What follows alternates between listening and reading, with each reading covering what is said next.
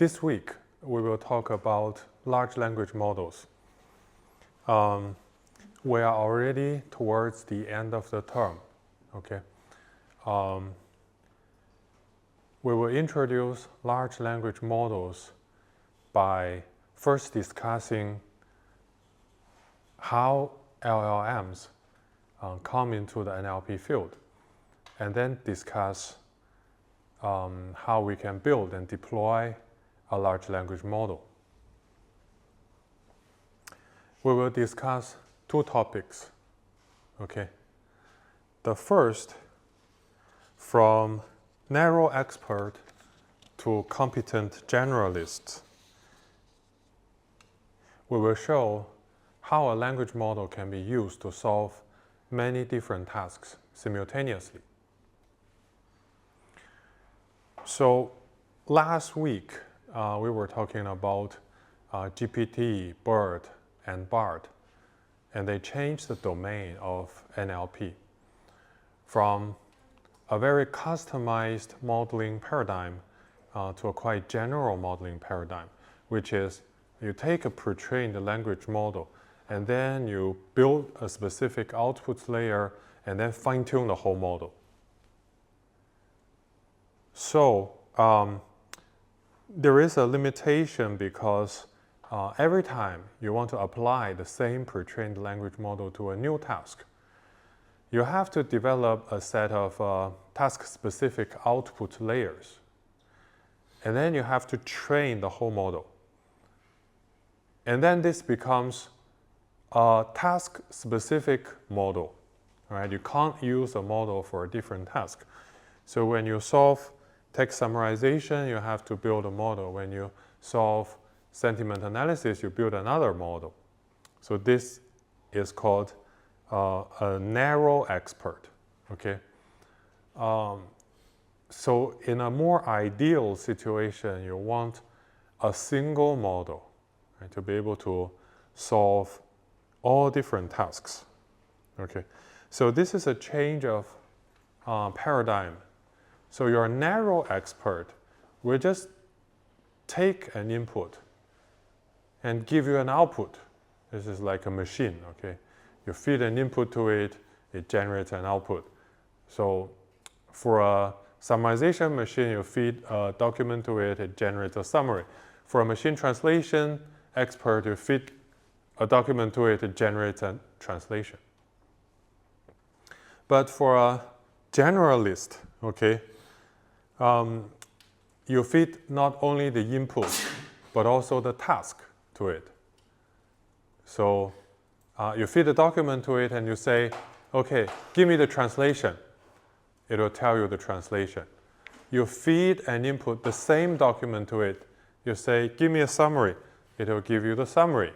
So basically, one model can do everything. So this is a generalist, okay? And then the question is, can a language model be a generalist? Okay? So why can it be a generalist? Well, people think that if you train a language model over a lot of data, maybe the whole internet, then this data will implicitly contain knowledge about all different tasks, okay? So maybe there will be sentences saying that the English translation for bonjour is hello, okay? Maybe there will be a sentence saying the Japanese version of ni hao is konnichiwa or something. All this knowledge will come into the same model. So the model will be able to perform different tasks. All right. So, and we can look at, for language modeling, okay, the goal, if we think about GPT, is to predict the next token given all the previous tokens. So predict yi given y smaller than I, okay? And then if you change the input, okay, from the previous tokens to something like we have a task, we have an input, And then the goal is to predict the output. Informality is still to predict the next tokens. So this is the idea.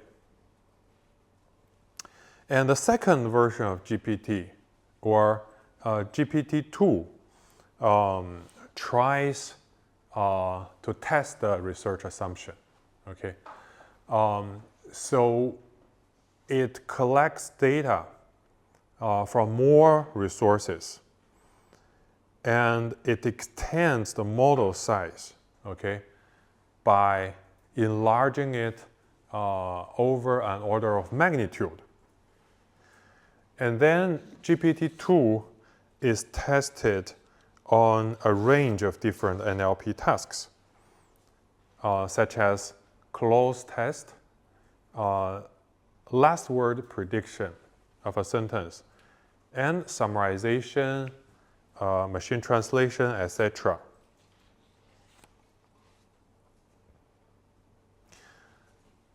So people show that, okay, when you enlarge the model, make GPT at least 10 times larger, you can get some promising results on being a generalist, okay, without even training, without fine-tuning the model on any task, right? So GPT-2 increases the size as shown in this table. The number of attention heads is increased, the hidden layer size is increased, the number of layers is also increased, okay? So in the end, the model size is 1.5 billion parameters. The amount of training data is also enlarged, okay? So after observing this promising trend, so OpenAI continued to enlarge the model. They further increased the size of GPT-2 100 times, okay, by 2 orders of magnitude. And the resulting model, GPT-3, has 175 billion parameters. It can empirically do even more than GPT-2, okay? And people found that GPT-3 is a better zero-shot reasoner, okay? So after it's pre-trained, you tell it a task, tell it an input, it can give the result more accurately. But in addition, it is able to learn from a few input-output demonstrations. This is called in-context learning, okay? So now the format is you give GPT-3 a task, okay? And then you give it a few input-output pairs, okay? Maybe sentiment analysis, and then say, I had a great day, positive. I was really sad, negative, okay? I won the contest, positive, etc. And then a fourth item is I failed the exam, okay? And the model can tell you this is negative. So this is in-context learning. And you can perform one-shot learning, which is you give only one demonstration, one input-output pairs, okay, in your demonstration specification. Or you can do few-shot learning. You give it more than one input-output pairs in your demonstration session. And it turns out that the more demonstration you give, the better the result. So this is a picture to show you the performance, okay? And one thing you can observe from this picture is the larger the model is, the more accurate it is, okay? So this is a trend. All right, so there is an inherent connection between your pre-training knowledge and your NLP tasks, okay? even without explicitly being trained on different tasks, the model can perform tasks well. Now, let's look at another line of work.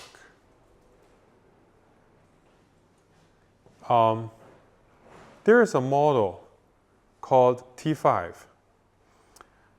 It also tries to solve the problem of having to build a task-specific output layer. Okay? So the researchers, they observe that for pre-training and for solving different tasks, okay, we can have a similar task format, which is you're given an input sequence and you're asked to produce another sequence. Okay? So in other words, many NLP tasks can be turned into a sequence-to-sequence problem. And pre-training can also be done like that. For example, masked language modeling. Your input is a masked sequence and your output is the original sequence. Okay? All the denoise autoencoder problems can be like that.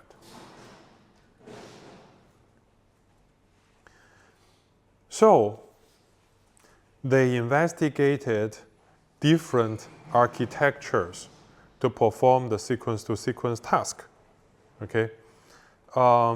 Including an encoder-decoder model like BART, including a decoder-only model like GPT, okay?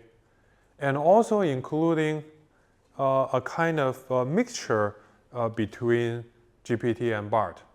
The idea is you use a decoder-only model, but for the input part, okay, you can have attention from left to right and from right to left. But for the output part, you can only have right to left attention, right? So this is a seemingly decoder-only model architecture, but with the first half being bidirectional attention, unmasked attention, and the model output half a masked attention. Okay, to differentiate these attention modes, okay, people call the decoder-only part a causal attention. Okay, and the mixed part, the yellow part, they call it prefix attention. Okay. A part of the attention is global, but the rest of the attention is masked. All right. So in the end, they found that, okay, the encoder-decoder architecture seemed to perform the best. They chose this architecture. And after that architecture, they showed a lot of different pre-training tasks, okay, such as next token prediction, denoise autoencoding, including token masking and including shuffling of the input sequence. So in the end, they found that masking is the most effective. And among masking, they also tried different ways to mask the input. For example, you can mask one token individually, or you can mask a span of several consecutive tokens, all right? And in each case, they tried different masking rate. So this is a quite extensive experiment. And then they chose to mask 15% of individual tokens, as well as a certain percentage of 3 token spans as the pre-training task. Right. And then for fine-tuning, they chose a lot of different tasks from different data sets. There is a data set called GLUE. So it's a general natural language understanding test set, consists of 8 different tasks. There is another more extended data set called SuperGLUE, which includes more tasks in different formats. Here I show you 2 examples. One is like Boolean form of machine reading comprehension task. You're given a passage, you're given a question. The answer is a yes or no question. Okay, and one task is a co-reference decision task.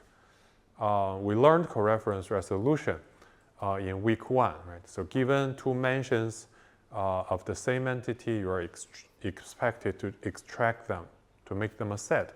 So this is a co-reference decision task. So you are given two mentions. The model is expected to output whether they refer to the same entity, etc., etc.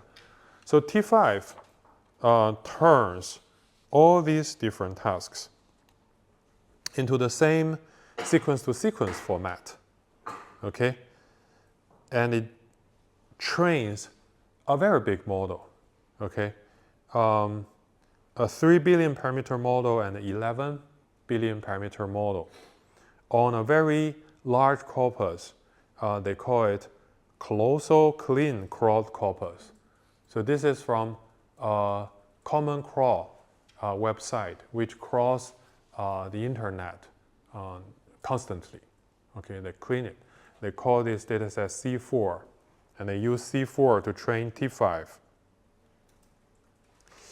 And T5 performs very well. It basically unifies pre-training and fine-tuning into sequence-to-sequence task format, so that you don't have to build a task-specific output layer anymore. Okay, so it's simpler. However, T5 is still used in the same way as BERT, BART, and GPT, in the sense that it's a narrow expert. Okay, you train T5 to be a sentiment classifier. It's a sentiment classifier. You train T5 to be a summarizer. It's a summarizer.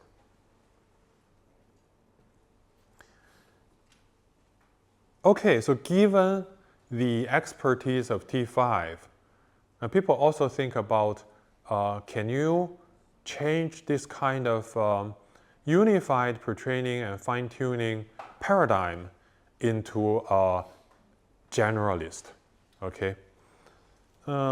What's the idea? The idea is, okay, we can pre-train a model, okay, to be a sequence-to-sequence model. And then if we fine-tune it to be a narrow expert using one task, it's T5. But how about, let's say, we collect a lot of different tasks, okay, input and task, output, input and task and output. We collect a lot of them, and then use all these assembly of different tasks to fine-tune this sequence-to-sequence model. After fine-tuning, okay, the model sees a lot of different tasks. Can it generalize to an unseen task? Okay, or zero-shot reasoning. Well, if it can generalize to unseen tasks, then it becomes a generalist. Because in theory, it can process any task, right? After being fine-tuned on a lot of tasks.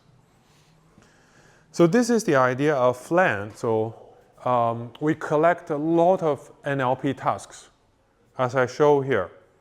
So including machine reading comprehension tasks, different natural language understanding tasks, common sense QA tasks, summarization tasks, etc. All these kind of tasks we can think about, okay?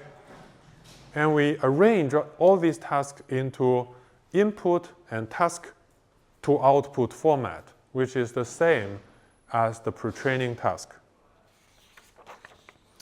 And we test, okay, after pre-training and fine-tuning on these data sets, can the model generalize to an unseen task? This is called zero-shot generalization. So the conclusion is promising, okay?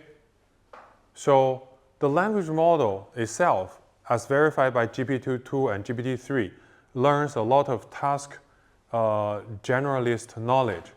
And after it's being fine-tuned on a set of tasks, okay, it can generalize very well to new tasks. But again, so like GPT-3, people observe that if the model size is larger, the zero-shot generalization becomes better. Okay? So all these clues point to one thing. Okay? If you increase the model, you have a more chance of getting a competent generalist. All right. So how does that happen? So through the past few years, people have observed one important thing called the scaling law. What is the scaling law? Okay, so we have observed the larger the data set is, the more competent the generalist is. The larger the model is, the more competent the generalist is. And from machine learning, we have all learned this kind of learning curve. Okay, so with increment of data size, the model performance will increase in an exponential curve. Okay, gradually, it will increase.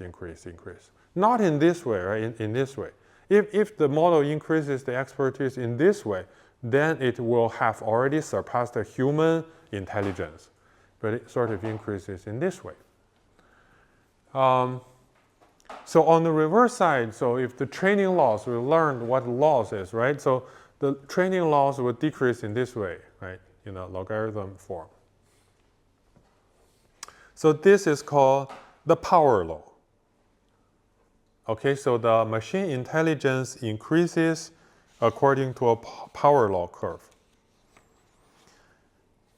But then OpenAI really empirically observe or depict this power law, okay?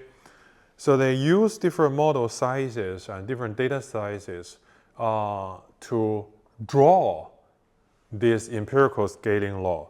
So basically they draw equations to show you how the model performance will increase if the training data increases, if the model size increases, and also if the computation time for training increases. So these three curves are drawn in the logarithm scale. If you observe the x-axis, it's in the logarithm scale, okay? So you can fit the power law by your empirical equations, right? So they show you it really works empirically. What's the point? Why do you draw these curves? Why do you fit the curves? This is because if you really want to scale up your model, okay, from something in the 1.75 billion to something like 200 billion, you can't afford to do trial and error, you know. You have to predict what's going to happen. What will the loss be? What will be the task performance? By trial and error on your smaller model, okay? So that you can use the result to guide the training of your larger model. So that's why people really try to fit this power law. And this is how exactly larger models in OpenAI are trained. Because of this scaling law, all right, people began to train larger and larger models. Okay, from 100 million parameters to 1 billion parameters to 100 billion parameters to maybe even 1,000 billion parameters, or at least several hundred billion parameters. And then one day, these models, as represented by ChatGPT, okay, caught the attention of the general public. And we all learned that ChatGPT attracted, okay, over 0.1 billion users within a very short period of time, okay? What is a large language model then? If you ask a large language model, it will give you a definition such as, a large language model is an advanced AI program trained on a huge amount of text to understand and generate human-like language. Okay, examples include ChatGPT and Google Gemini. Gemini. Okay, so this is a definition. And we know, okay, with scaling law, we're able to train larger models. And larger models are better generalist compared with smaller models. So what can they do? And people observe that new behaviors emerge when the model size increase to a certain number. Okay? So here are a few examples. For example, when you do math question, right? When the model size increases here, the model has very low accuracies. But suddenly, when the model size increases to a certain point, the math performance increases. Okay, similar observations have been observed for natural language understanding and word in context prediction and many other tasks. Here's a concrete example. So when you have GPT-3 6B, okay, it doesn't do the math question correctly. But when you increase the model size to 175B, the same question can be done correctly. Okay, so the same sharp contrast can be found by answering a question about Romeo and Juliet. Okay, so in the end, a larger model can tell you a very fine-grained answer, a very subtle answer about the plot details.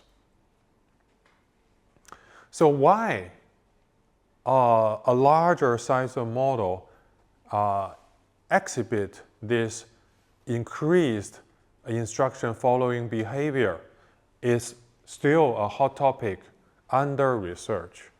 And there are different observations about it. So one of them worth mentioning is grokking. So this observes the training dynamics of a large language model.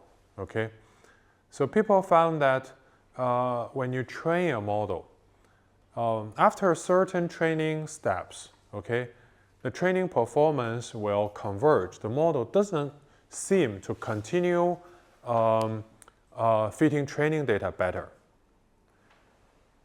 But after further training steps, suddenly, one time, the test performance starts to increase, which means the model, okay, after fitting the training data, still improves itself in terms of improving the generalization. Okay, if you remember our discussion about fitting and generalization. And this phenomena is called grokking. But I have to mention that there are other research, okay, which indicates that models might not really come to an emergent point. This observation of emergent behaviors might be because your evaluation metric is specific. Okay, it doesn't reveal some continuous improvement of model capabilities. But all in all, the models are becoming more and more capable. They can follow very complicated instructions. We have already seen that maybe GPT-3 can do in-context learning, which a smaller version of GPT cannot do. All right? Here are a few examples. If you give the model several demonstrations, it can perform very well on new tasks. And people also found that a larger model emerged a chain of thought capability. What is it? So if you ask a model a question or maybe a math question, okay, the model will tend to directly tell you an answer. But a larger model, if you ask it to think about the question step by step, it will tell you, okay, the detailed thinking process. and then give you a better answer. This is called chain of thought reasoning. This kind of capability also emerge. And of course, the instruction following capabilities will increase as the model size increases. This has been repeatedly found by different model architectures. Now, all these emergence led to the success of InstructGPT and ChatGPT. Okay, these are heavily engineered products by companies such as OpenAI. Okay, so they introduce a lot of technologies for data engineering, for engineering the instructions, and also for aligning the model with human preferences in terms of giving you more informative, more safer, and more helpful answers, which I'll tell you a little bit later. Okay, but we've all seen that these kind of models can answer unseen instructions very well, including very customized instructions. Here, let me show you a few. This one is, okay, can you compose a short poem, okay, discussing whether or not one should be bald, okay, assuming your different characters, such as Shakespeare, Shelley, okay, Dickens, Li Bai, and Zhu Ziqing, okay? And here, let me read you a few poems and let you feel whether it looks like the famous people. Shakespeare, to shave or not to shave, that is the question. Whether it is nobler, beneath the moon's pale gleaming, to bear the locks of time, or boldly bear the brow. Okay, Shelley. Oh, coiffed illusion, man's haughty pride, yet transient as morning's mist, shall freedom not bloom where hair once lied. Okay. Dickens. There was an old fellow, Cheapside, with wisdom shining where hair once did reside. Bald be the head, he mused, yet richer the mind. Okay. Li Bai. 月下独酌映光头，发随流水自东流。潇洒人生无挂碍，光明自在一腔秋。Okay, finally, 朱自清。清晨的镜里，微光拂过额角，偶有不舍，一觉轻盈，替与不替，不过是心上的一缕尘埃。Okay, I think they represent these characters quite well. Okay. Not only to compose poems, large language models can also help you perform some interdisciplinary tasks, okay? Such as, can you write a poetic proof, okay, that there is an infinite many primes, okay, where each line rhymes. I don't have time to read this to you, but I think this is a very correct and poetic proof. Not even that. You know, large language models can also code, right? So write a Python function to find the sum of even numbers in an array. You can do that, LLMs can do that. But they're also very imaginative. So this is a version of GPT that doesn't have multimodality, or it doesn't have understanding of pictures, okay? But if you ask it to write some code to draw a unicorn, it can also write a piece of code that draws you something like that, which I think is amazing instruction following capability. All right? Even more interesting, if you tell GPT, okay, there are some functions to serve as a search engine. Okay, if you want to do search engine, you call search. If you want to calculate something, you call calc. Okay, and then you ask GPT-4 to perform some tasks. It can really call the search engine, okay, and get a piece of reference before it answers you. It can also call the calculator to get an answer, okay, or it can call a character analyzer to tell you something about the spelling. So this is tool using capability. And also, it can help you write a mathematical answer of a complex math question, okay, using LaTeX. Sorry, I don't have time to read it, I think. It can also understand the human feelings. And this question is interesting. The input to GPT-4 is, Tom just lost his Zerfin. Okay, well, you don't know what Zerfin is, okay? But he didn't tell Adam. So Adam starts talking to him about how much he loves his Zerfin. Okay. And then he noticed that Tom had a sad face, right? And then given this scenario, they asked GPT-4, why is Tom sad? And GPT-4 can understand his feelings. And then they further ask, what will Adam think when he sees Tom's sad face? Okay, GPT can also guess, okay, Adam might think they had a problem, or Tom was sad because of something else. So this shows amazing understanding of human thoughts. And this instruction following capability reflects intelligence. And that caused a lot of interest, okay? So with large language models, can AI reach a level of intelligence that is closer to human intelligence? We call this artificial general intelligence, or AGI.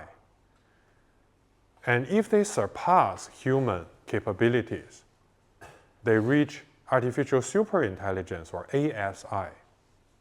Okay? So there has been promises, there has been expectations along that side. Okay? I might pick up this topic next week. This section is about the training and deployment of LLMs. Here is a picture which shows the training paradigm for Instruct-GPT and Chat-GPT, which has become the de facto standard for training large language models. Okay, so it has two main stages. One is pre-training, one is post-training. For post-training, it has two stages. One is called instruction tuning. One is called reinforcement learning with human feedback, or RLHF. We are familiar with pre-training and instruction tuning, but we're yet to learn RLHF. Okay, I will show you that step later. For pre-training of a large language model, there are a lot of aspects to consider. First, we have to collect a lot of data. Typically, these data sources include a lot of text data, a lot of multilingual text data, and also a lot of code. The reason we need code is because people found that if you use code data for pre-training, large language models might benefit in the tool use, which I showed you earlier, right? The function call, and the logical reasoning capabilities. In addition, the amount of code, okay, over the internet is significant as compared with the amount of text. So code is a valuable resource.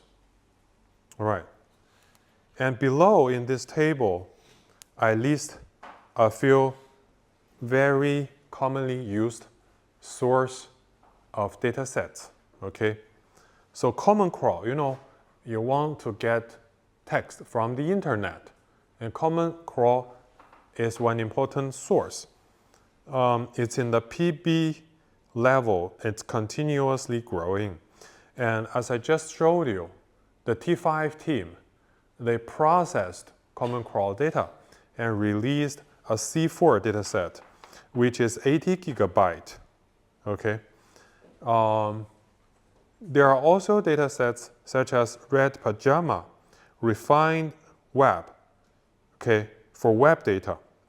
There is a book corpus, which we talked about in the training of GPT-2. It's from, and also Roberta. It's from a book data. It's about 5 GB. And we have an archive data set which contains a lot of academic papers. And we also have cold or mixed sources of data such as the pile. All these data sets are publicly available, and there are even more data sets that can be used for training, pre-training large language models.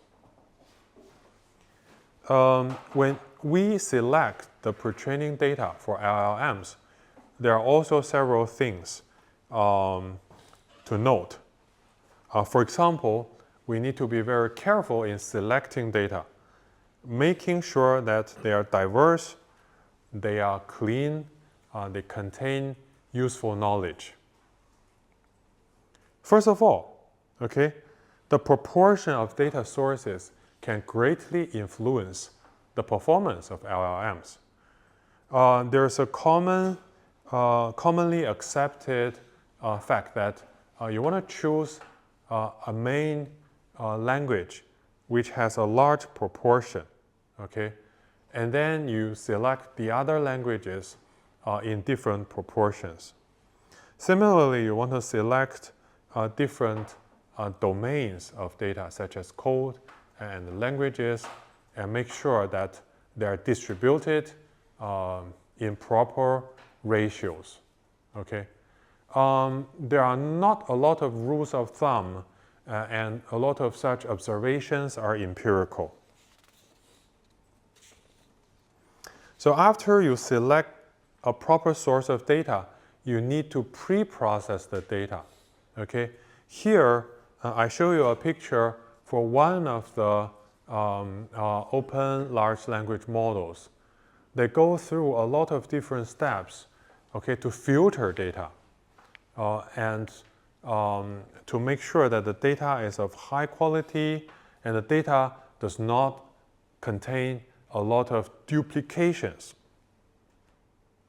So first of all, about data quality, you want to make sure that these crawled data, they make sense. They are languages or code. They are not meaningless random sequences, okay? To this end, how do you filter data? There are a lot of commonly used strategies, and I list a few here. The first is if a sentence contains a lot of repeated words, okay, such as hello, hello, hello, or table, table, table, they are probably not clean data. You do not want to use them, okay? And if they contain a lot of symbols, there is large proportion of symbols rather than words, they are probably not language data, okay? And people have also found that if a sentence does not contain any stop words, okay, then it is likely not a very meaningful sentence. So these are about rules that are used to filter data. Okay, you can devise your own rules. But another strategy is to use a trained language model, maybe a large language model, okay, to evaluate the perplexity of the incoming text. If the perplexity is too high, then the text might not be meaningful data. You want to filter those data. And the third important criteria of filtering data is to remove toxic data. And to this end, okay, you need to train a classifier. What is toxic data? For example, you don't want your large language model to have knowledge about violence, okay, insult, discrimination, threaten, etc. Okay, you don't want it to tell the reader how to make poison or bombs or dangerous things that threaten the society. Okay, you don't want the model to contain a lot of social bias, etc. So to remove those danger from the root, you want to filter your training data for LLMs. So this is about data cleaning. And one very important aspect is duplication. So people found that if your training data contain duplicated sentences, all right, it will largely influence the resulting language model. So you want to detect duplicated data in terms of both repeated sentences or repeated content, repeated n-grams, etc. But you have huge training data size, okay? How do you efficiently find this kind of repetitions? You can use clever hashing algorithms, which you learned in your algorithm classes, okay, to match potentially duplicated data. For example, you can use hashing algorithms to cast similar data into the same bin. Okay, then within the bin, you can detect whether they contain duplication. Also, for pre-training, people are very careful in choosing the architecture. So almost all these models are transformer-based models.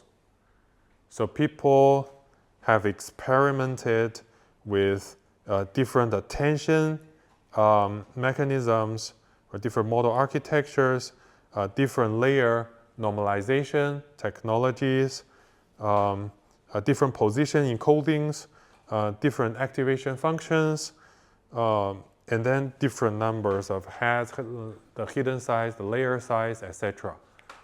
And then they choose, okay, some that they think empirically perform very well, right? Resulting on these famous models. And they also tried to use different optimizers or different variances of SGD, okay, to train the model.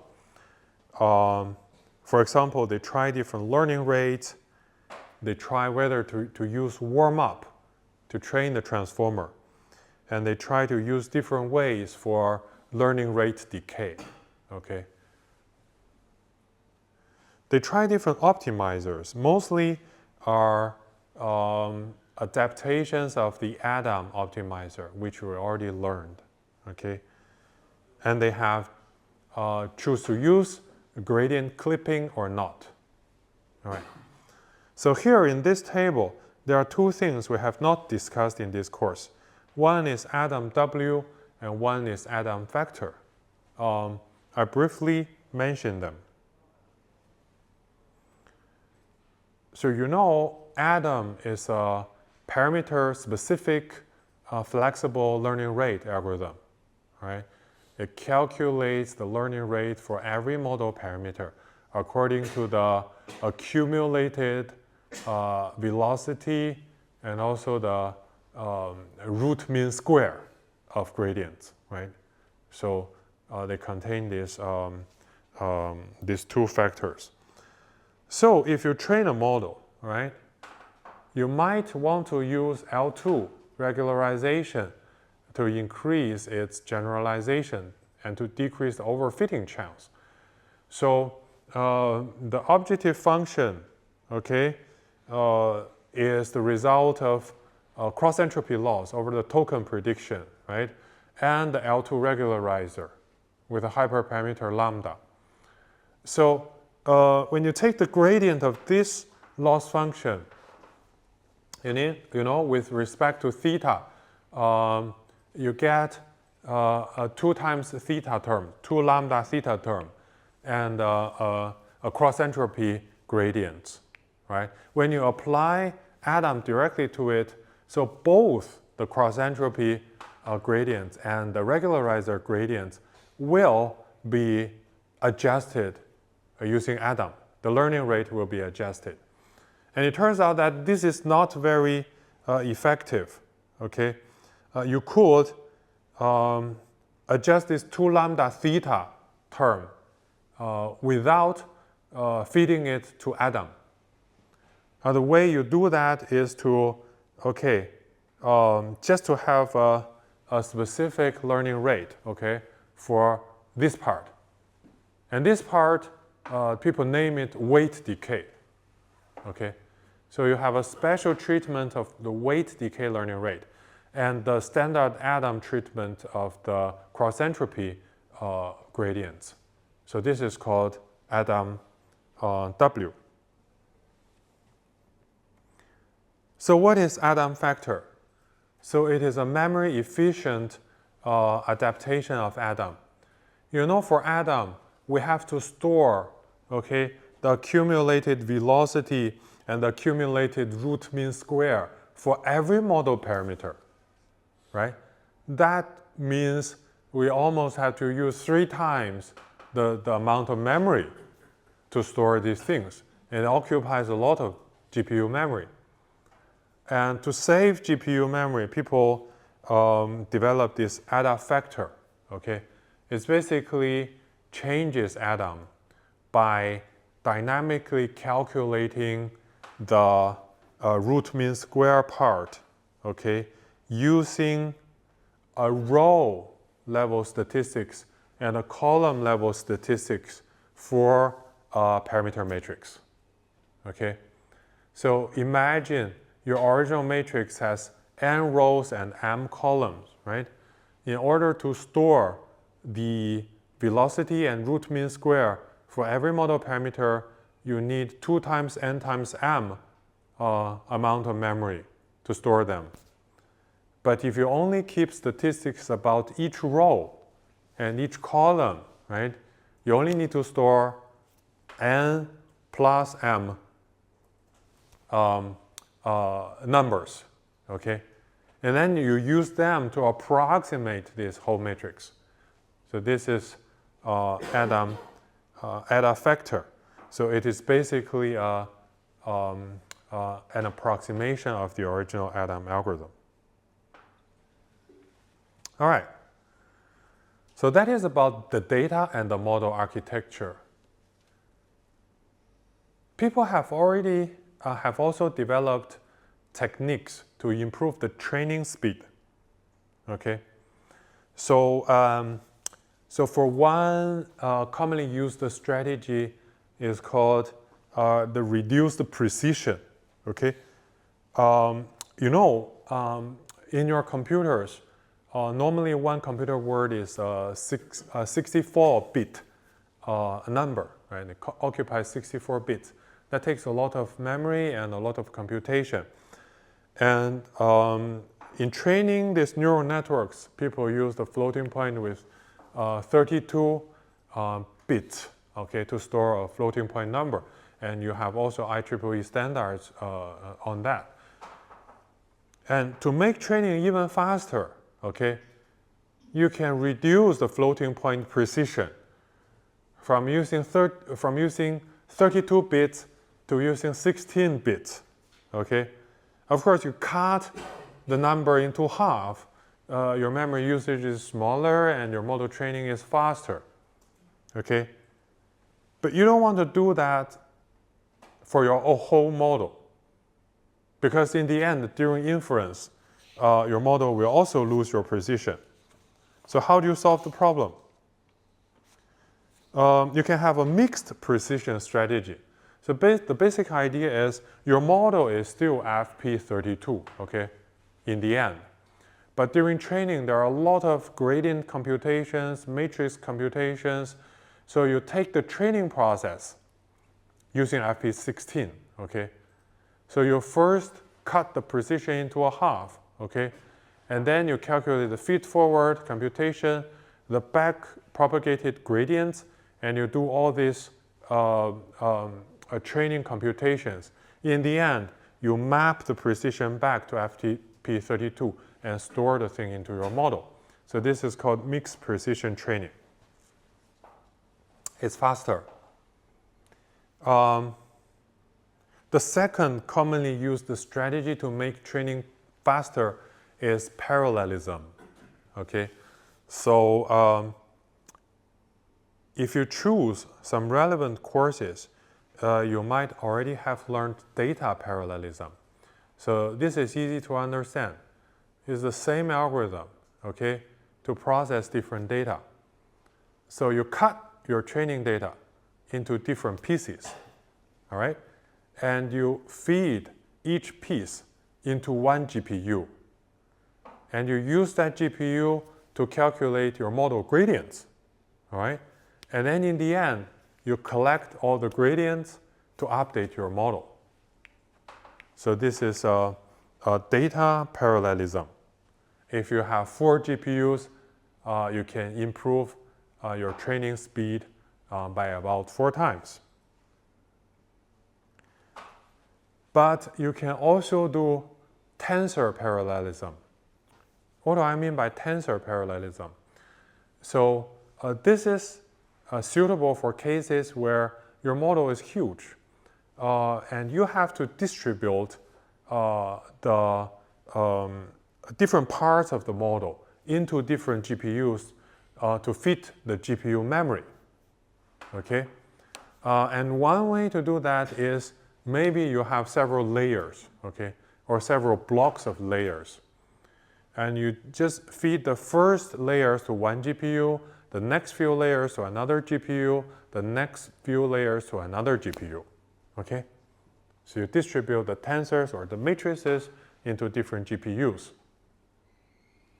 And then you realize, wow, this does not allow parallelism. Why? Because one piece of input data, right, will first go to one GPU for computing the first few layers. And after you get the result, you feed the same data to the second GPU, okay, to get the next few layers. This is not in parallel, okay? But you can use pipelining to make sure that every GPU is busy. What is pipelining? So this is GPU 1, this is GPU 2, this is GPU 3, and this is GPU 4. Maybe you have 4-layer blocks, right? So for one data, so data 1, so sentence 1, W1, you first feed W1 to GPU 1 to calculate gradient for the first few layers, right? And then W1 will be passed to the second GPU for the second few layers. But the first GPU can be fed with W2. So the 2 GPUs work at the same time, right? When W1 is finished with the next few layers, it's passed to the third GPU for the next few layers. And this time, W2 enters the second GPU, and W3 enters the first GPU, okay? With this pipelining, so every GPU is busy at the same time. They are processing different sentences. This is called pipelining, okay? So we have data parallelism, we have tensor parallelism to solve the memory issue, and we can use pipelining to make sure that every GPU works at the same time. But there's also another thing you observe. If you use data parallelism, right? So every batch of data will involve all these model layers, okay? So the first batch of data will go through all the model layers. The second batch of data will go through all the model layers. The third batch of data, the same, okay? So which means, all right, the model is copied and pasted for every batch of data. So this is not a good use of GPU memory, okay? So can you engineer the training process so that, okay, I want to store the same model, okay? I just distribute the model into different GPUs. And for processing one batch of data, okay, the current GPU will ask another GPU where the relevant layers are stored, okay? With some communication, to process the data using those layers, so that I don't have to copy the same model into every GPU to process different data. So this technology has also been there. It's called zero redundancy optimizer, which means I don't duplicate my model to different GPUs. The abbreviation is zero, okay? And here is a brief illustration. So basically, you store different parts of your model into different GPUs, and then they communicate together to make sure that their own batch of data is processed by the whole model. All right. So that's all maybe you need to know about pre-training. Now let's move on to post-training. Okay. As I mentioned, post-training consists of instruction tuning and RLHF. And the first is to make sure that the pre-trained base models, they can follow instructions. And the second is to ensure that they follow instructions aligning to human needs, okay? All right, so instruction tuning is to make sure that your model can follow very complicated instructions, such as writing an email for you, brainstorming something for you, or all the things that I shared with you earlier, which GPT-4 did, okay? Now, similar to pre-training, instruction tuning needs some data. And there are some tricks of getting instruction tuning data. There are two main sources of instruction tuning data for LLMs. The first is NLP data, okay? Because these instruction following models, they all originate from language models. And one important source is the FLAN, okay, paper. So you want to assemble all different NLP tasks, transforming them into instruction following formats. And this is the instruction following, instruction tuning dataset, okay? The second type of instruction tuning data are more interactive. They are to allow models to follow the daily need for processing tasks, okay? So here, Instruct GPT is a very typical example. So there are question and answer formats, such as what happens if you fire a cannonball directly at a pumpkin at high speeds. Okay, so these are commonly asked questions. And if you don't do instruction fine-tuning and directly feed this question to GPT-3, it doesn't give you a useful answer. If you feed some instruction tuning data to tune the model, it is more helpful. And also, this kind of data involves some general user-oriented purposes, such as code analysis, okay, or some just everyday needs. This is not everyday needs, but this is just like some human required questions. All right. So for ChatGPT, okay, people also found that you can do multi-round of chatting. So maybe you ask the model one question, the model gives you an answer, you want a follow-up, okay, request, specific follow-up, the model further answers you the question. Okay, for this kind of data, you know, with the second question, the input are the previous rounds of utterances, okay? You are given a model a lot of rounds of interactive utterances, and you ask the model to answer the next question. So you need data for the model to perform a multi-round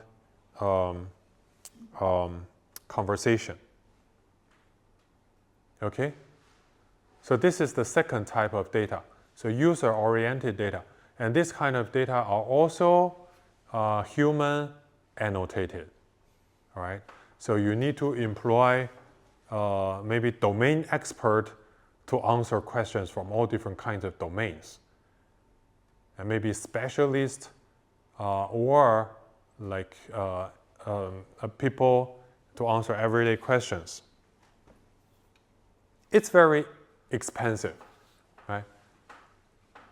So a second strategy people found is, now that you already have some commercial LLMs, okay, why don't you make use of these LLMs to create instruction tuning data for training my own open source LLMs, okay? So I share with you two strategies. The first strategy is to ask a commercial LLM to synthesize instruction tuning data, okay? The idea is you can collect a lot of questions where you can collect a lot of answers. By answers, I mean factual data, okay? And if you have questions, you ask the commercial LLM to give you the answer. If you have facts, you want the LLM to reversely generate a question. And in the end, you get a large data set for instruction tuning. Or there's an even more clever strategy, okay, to create a diverse set of instruction tuning data. For example, you can start from a very simple question. What is 1 plus 1? Okay, it's 2. And then you think about how to extend and expand and deepen the question in all different directions. For example, theoretically deepen it, how to prove like a mathematical theory about 1 plus 1, right? Or you can further extend the question from 1 plus 1 to 305 times 456, right? And also you can extend the question in all different ways, such as table filling. So basically you brainstorm, okay? You extend a simple instruction following pair into more and more complicated instruction following pairs by leveraging commercial LLMs. And in the end, you got a large data set.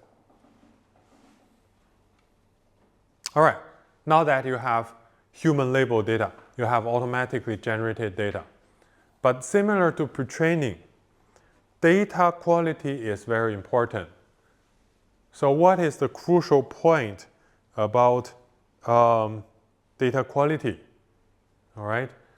So some people found that if you add in-context learning examples, just like examples with demonstrations into instruction fine-tuning data, or if you add examples with chain of thought reasoning, with the reasoning steps, okay, to your instruction tuning data, your model will be stronger, okay? And also people have found a golden rule for instruction tuning data, which is the data quality is more important to the data quantity, okay? So researchers used 1,000 instances, okay, that are carefully chosen by humans to tune one model. And they show that it's very competent to a model using tens of thousands of instances, okay, without so careful filtering.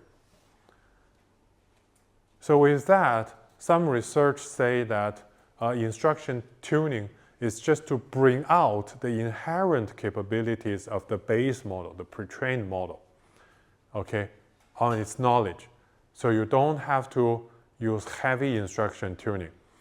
But there are also research that shows if you want to make the generalist a very specific domain expert, you can add a lot of instruction tuning data on that domain, okay? So people have also found that you want to use a small amount of carefully chosen instructions, but the instruction coverage need to be high, okay, for it to better generalize to new instructions. This is about the data. And there are also optimization techniques you want to consider for instruction tuning. So obviously, with a smaller amount of data, your optimizer needs to choose different hyperparameters, okay? You don't have a choice on the model size. You don't have a choice of the model architecture because they're already fixed when you pre-train it. And instruction following has exactly the same task format, which is next token prediction as pre-training. For the optimizer, okay, you can choose smaller batch size, okay, a different learning rate compared to pre-training.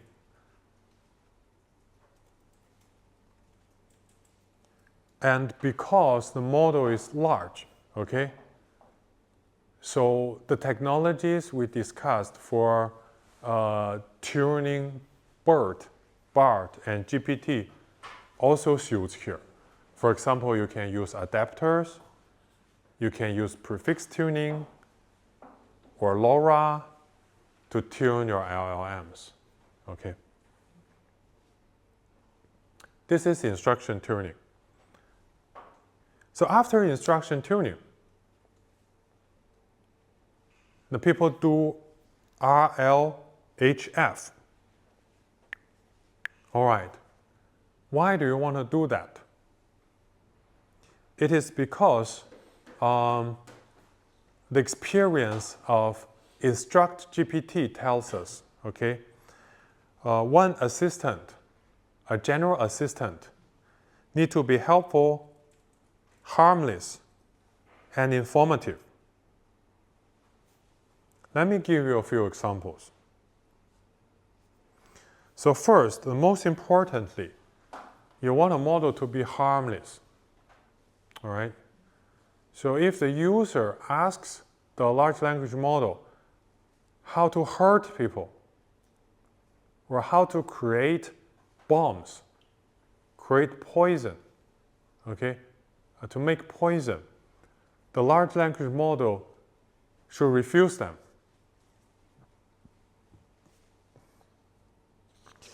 The second is to be helpful, not discouraging, okay? In this example, the user asks for help, at least for comfort, okay? But a language model might not understand the need very well and just suggest him to give up. Okay? This is not helpful. So RLHF aligns the model, okay, to better help people. Third, without this preference learning, a large language model might give the user a very brief, okay, not so informative answer. So RLHF tells the large language model you should give a more specific answer tailored to the user need.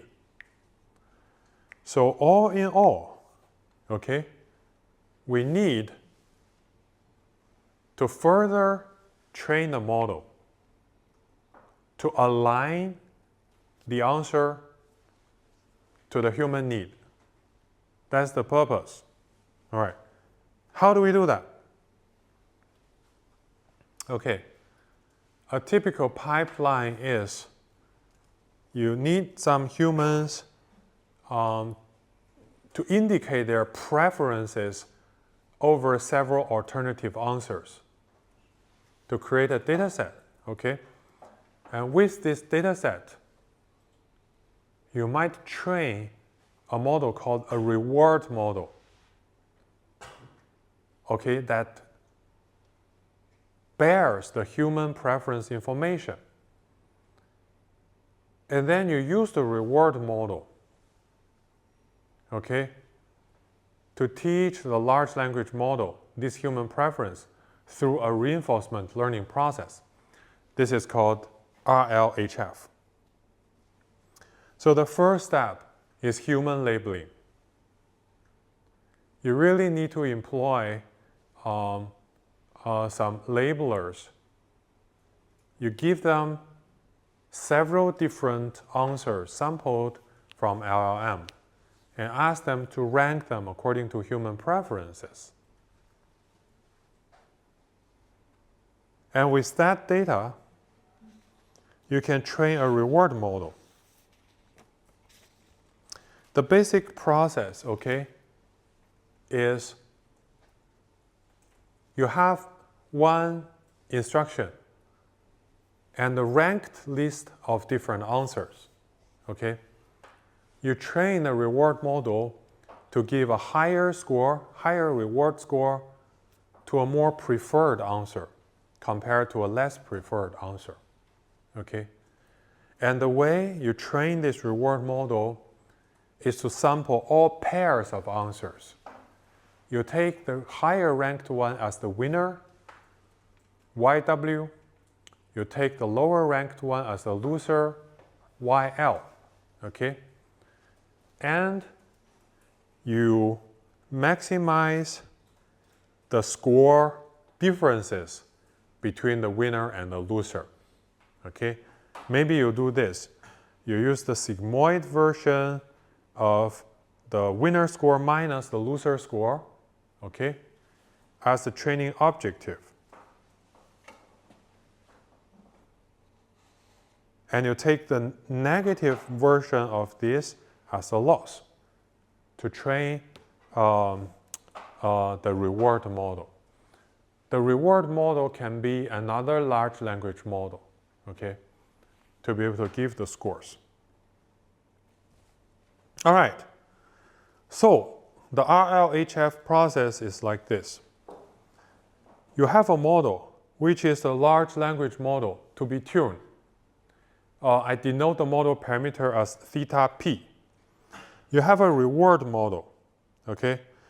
I denote the model parameter as theta r. So you want the original version of theta p, which I denote as theta p SFT. Okay, this is the model after instruction tuning. Okay, you want to further adjust this theta p SFT into a theta p with reinforcement learning. Okay, and the reinforcement learning goal is to maximize the reward score or the human preference score. Okay, I call it R, right? So basically, you have a set of input data, all right, and you can have different output data according to your original LLM distribution. You want to maximize the expectation of the reward score. Okay, so this is shown in the first half here. Okay, and in addition, you don't want this reinforcementally trained model to drift away too far from your instruction-tuned model, because you don't want to harm the knowledge inside this model. All right. By that, we can add a regularizer. Okay, to say, okay, I also want to minimize the KL divergence with my theta p, between my theta p and theta p SFT. Okay, so this means you don't want the model to drift away too far from a instruction-tuned model. Okay, so this is the goal for reinforcement learning. And there are different reinforcement learning algorithms to help us reach this goal. One typical model, and also the model used by ChatGPT, is called PPO.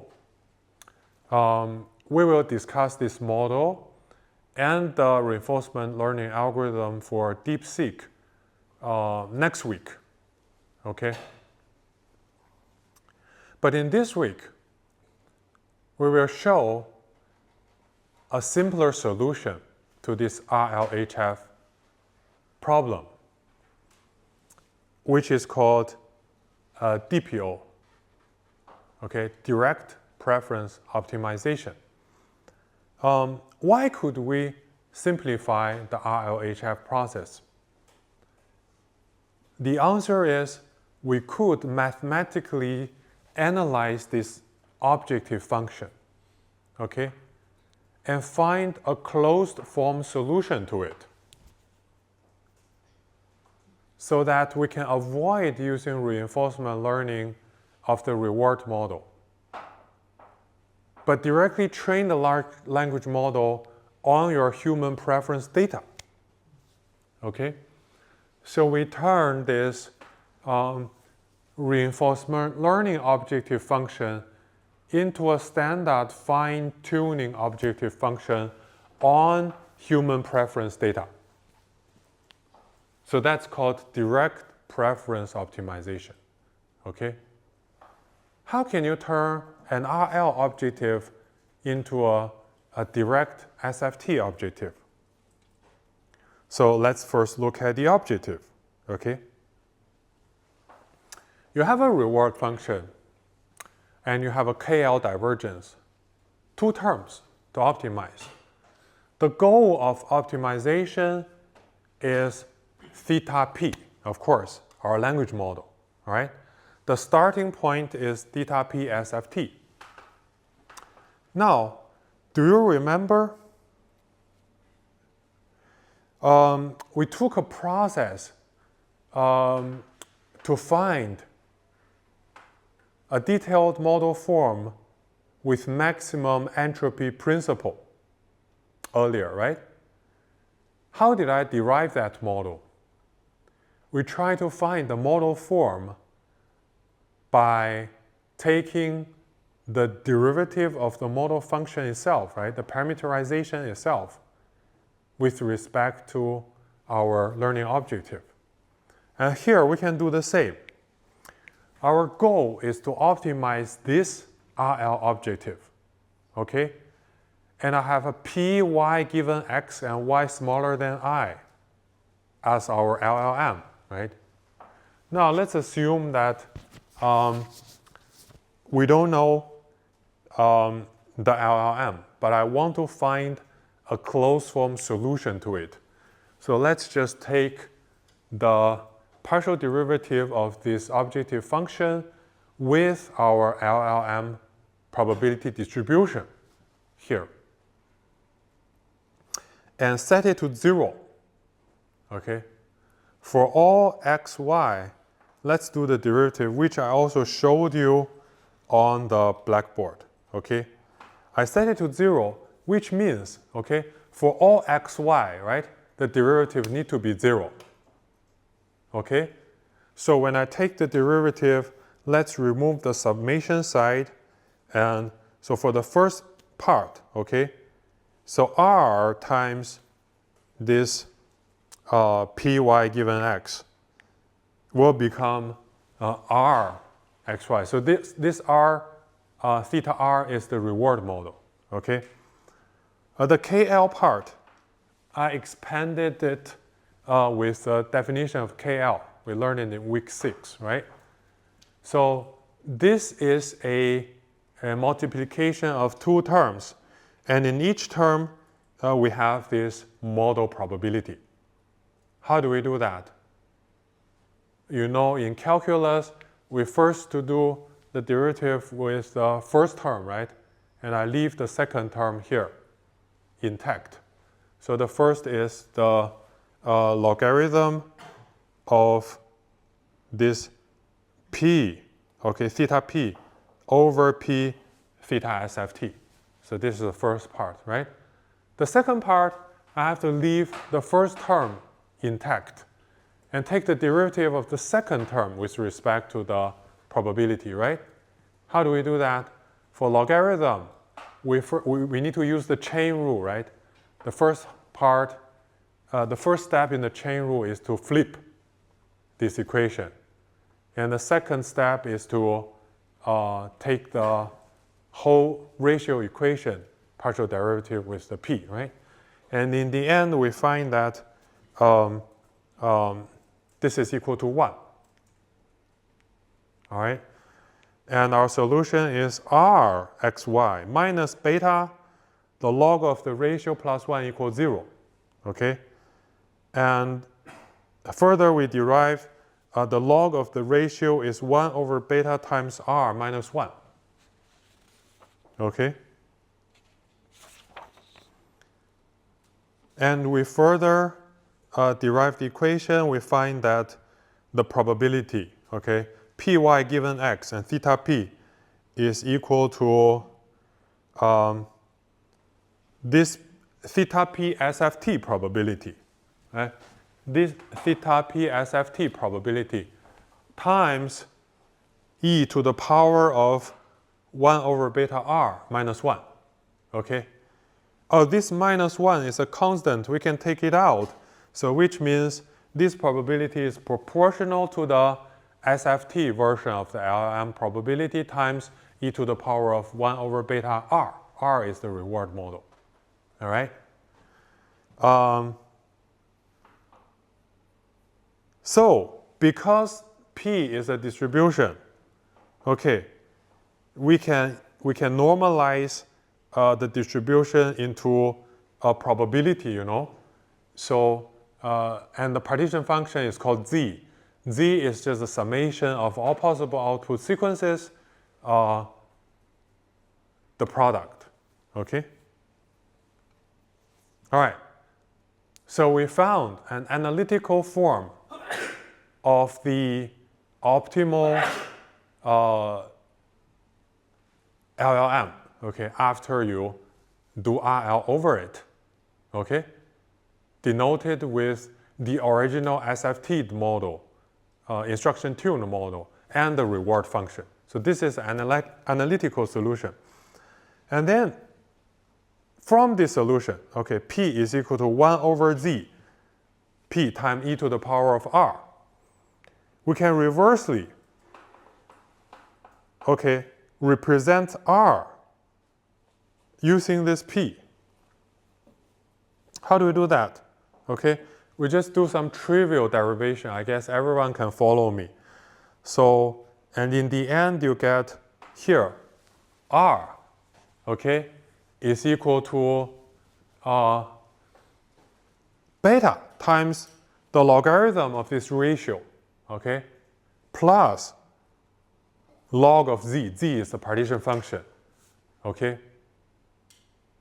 How does that help us to optimize the LLM over preference data? Okay, if you just look at it directly, it seems to be daunting because there is an exponential sum, okay? But the nice thing about the preference objective is that you have a difference, right? You have a winner, you have a loser, right? In the end, what you want is to maximize the difference between the winner reward and the loser reward, all right? Now that you can represent your reward function using your language model. By the way, people term this fact with a sentence, your language model is implicitly a reward model, okay? So now that you can represent your optimal language model, okay, represent your reward model using your optimal language model, you can swap the reward, okay, with your language model. And you get something like this. When you optimize your model over the preference data, what you really want to optimize is beta times log the ratio for the winner, right? Minus beta log z, plus beta log z. Minus beta log the ratio for the loser, and minus beta log z. And because log z, the partition function, is the same for the winner and the loser, you realize, okay, nicely that your objective function is just like this, okay? Okay, now this doesn't have your reward model inside anymore. This one only has your SFT model and your goal model, right? So you want to tune the parameter of your model from the SFT parameter to this final theta p by maximizing this objective function. And this is nothing more than what you can optimize using SGD, right? We are so familiar with it. Okay, so this is DPO. All right. So with DPO, you can train your whole large language model using this process. All right. So we need to spend another few minutes talking about how to deploy your language model. Why do we need to talk about deployment? You say, after I train it and I post-train it, we're done. We just have the model. But then you have to think about how to do inference. You know, you have a model, you have an instruction, the model will give you an answer. How to do that? You can use greedy search, just like 2 weeks ago, right? For each token, I just choose the most probable one, and I move on to the next token. This is autoregressive generation. It's no problem for machine translation. But for conversation, this is not always what you want, because you want diversity. You don't want the language model to always say the same thing, given the same instruct, okay? So you need a little bit of sampling. How do you do sample, okay? So of course, we learned sampling in the beginning of the term. When you have a distribution, you can just flatten the distribution into a line segment, right, between 0 and 1, and you can just sample between it, in it. That's the basic idea. Instead of choosing the most probable word, I can sample a word according to the distribution. But then there is a danger, you know. If the distribution is very uniform, then you risk choosing a very unlikely word, which can be a factual error. Because when I ask you what is 1 plus 1, okay, you don't want to sample 3 instead of 2. So you want to change the model distribution to make it more sharp or more smooth. And this can be done by having a temperature, okay? The temperature is applied to the score distribution before you apply the softmax activation. Okay, I just use the term O because throughout the term we use the O as the scores before softmax. It's a vector of vocabulary size, right? And the O is actually with a name. They're called logits. Logits means the scores before softmax normalization. So as you know, softmax is basically e to the power of the score of the current word, right? Divided by the sum of e to the power of all vocabulary tokens. Now, how do you add a temperature? You add the temperature by dividing this e to the power stuff with a t. Okay, this t is the temperature value. It's a value between 0 and 1. Okay, when t is 1, it's the standard softmax function. Okay, sorry, it's between 0 and infinity. So when t increases, okay, maybe increases towards infinity, the distribution becomes close to uniform distribution. When t decreases, the token distribution becomes sharper and sharper, okay, closer to greedy search. The most probable one will stand out. So this is to add a temperature. And then when you sample, you can always take different strategies. For example, you don't want to sample over all the vocabulary because it's risky for the low probability words. So why don't we just have a cutoff, right? So maybe we can do top K sampling to say, okay, I only want to sample words ranked within the top K. But even words ranked within top K might have some low probability words. So an alternative idea is to do top P sampling. Okay, so if the word has a probability above a threshold, I sample it. You can set it to 0.7 or something. This avoids very unlikely words from being output. All right. Now, the language model will work perfectly. Okay? But there is another thing to consider, which is the large language model can be very costly. You know, in Westlake University, in your team project, right? You want to deploy DeepSeek. You realize, no, I cannot deploy DeepSeek 700B. It's too big. The university doesn't give me enough GPUs. So I have to deploy maybe a 1B model instead. Okay. Can you have a 1B model that is as strong as DeepSeek 700B? Okay, so that's the question people study. Okay, there are several strategies to that end. Okay, so one strategy we already discussed last week, which is knowledge distillation. Right, you can have a smaller model. You use DeepSeek 700B to teach this smaller model. Okay. Okay, one day it's maybe half as clever as 700B. This is called distillation. But there are also people, okay, who want to just shrink DeepSeek 700B into a smaller model. How do you do that? I only tell you two strategies, but I leave it to you to read, okay? So one is called pruning. The idea is there are many, many parameters that are not as useful as other parameters. Or there are several attention heads or several layers that are not as useful as the other. So you just delete them, okay? Delete the parameter, set the parameter to 0, or remove the structure. This is called pruning. And people can remove 700B models into 300B models by pruning.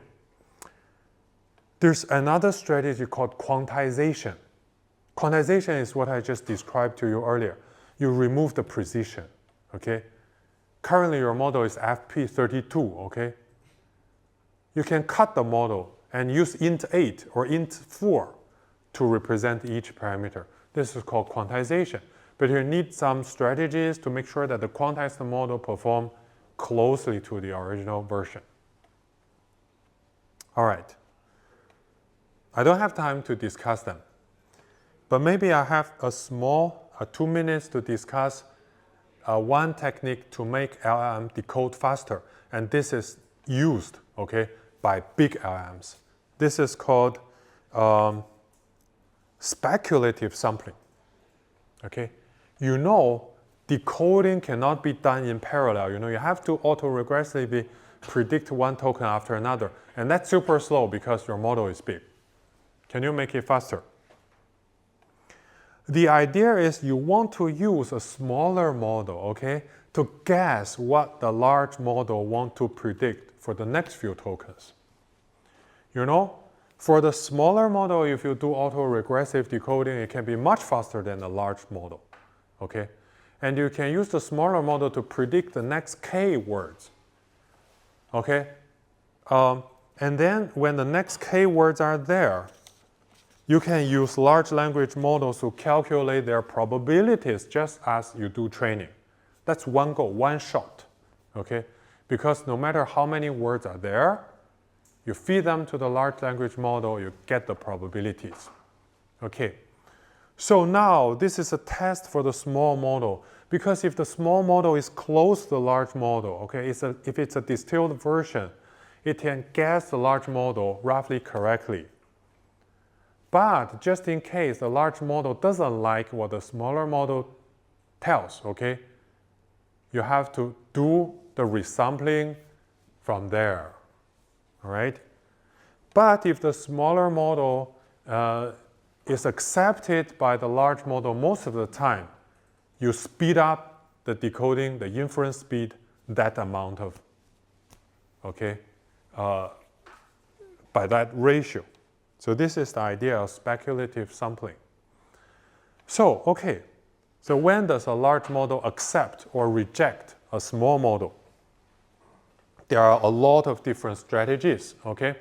But one commonly used strategy is to compare the small model output with the large model probability, okay? Let's say the small model is Q, the distribution is Q. The large model distribution is P, okay? So if it turns out that P of the sample token is larger than Q of the sample token, we just keep it. But if Q is larger than P, okay, we just calculate a probability 1 minus P over Q. With this probability, the large language model will reject the sample, okay? If they reject the sample, we need to sample X again according to another distribution. The distribution is calculated using this equation, okay? Has P and Q, okay? Basically, we resample a word according to this distribution, and then continue speculative sampling. Using this way, you can mathematically prove that the samples will finally conform to P, all right? That's it. I need to stop here, and in this week, we have learned, okay, what is a large language model, okay? How large language models came. And then we discussed with you several important strategies in training and deploying a large language model. All right, so next week, we'll continue to discuss how to make large language models even more powerful. And we will discuss future directions.